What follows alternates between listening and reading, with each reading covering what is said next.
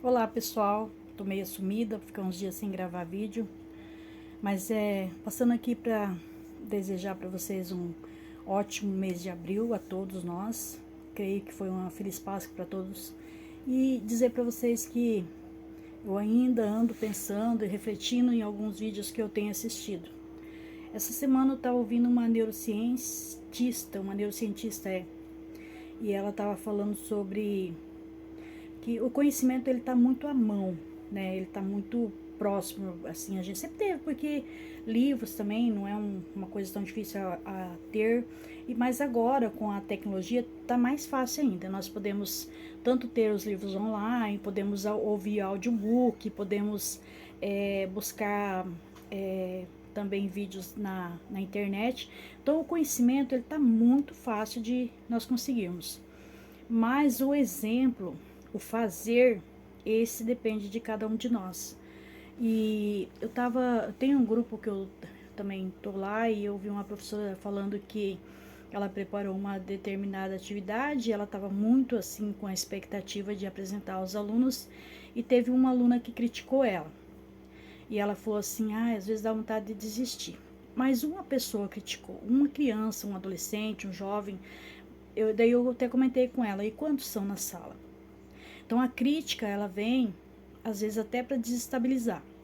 Uma outra situação de uma amiga minha também, que foi tirada uma foto fora de um contexto e houve um julgamento sobre a vida dela.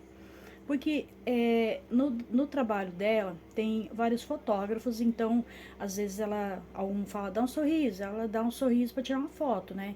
Aí o outro fala vira para cá, vira para lá, e num determinado momento foi tirada uma foto de um contexto e ela foi julgada.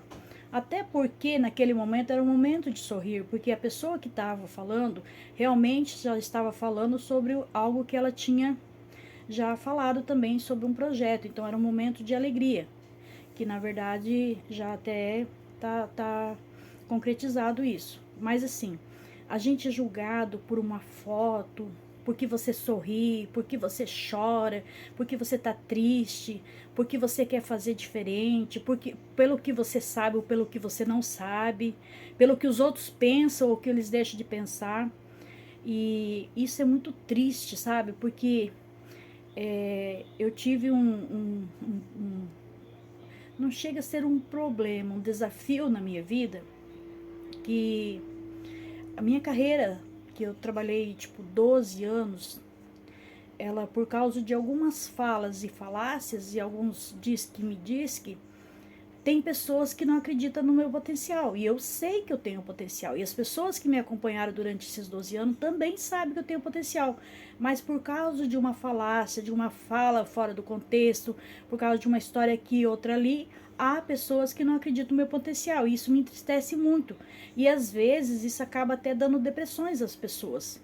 Então assim, eu tô falando isso porque eu tive também em outra palestra, onde uma mulher trabalhava acho que 9 ou 10 anos num determinado trabalho, mas ela já era uma senhora de idade, e tiraram ela daquele trabalho, simplesmente, tipo, aposentaram ela e falaram assim, vai descansar.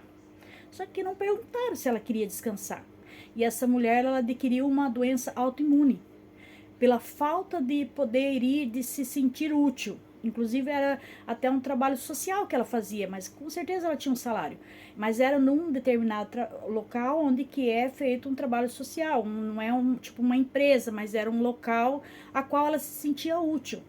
Então, assim, às vezes a gente é tão descartável, tão rápido as pessoas nos descartam, que a gente tem que estar com o emocional bom. E a gente tem que ter exemplos, porque as pessoas que lembram do nosso exemplo sabem que as falas não condiz com o que estão dizendo. Então é importante a gente ter exemplo, fazermos, acontecermos e fazermos e mostrarmos e termos prova. Porque pode chegar um determinado momento que você pode ser questionado se você fez ou não fez, e vai ter os que lembram que você fez. Então o exemplo ele é mais importante do que o muito saber. Essa é a minha mensagem de hoje. Um beijo a todos. Desculpa aí pelo desabafo.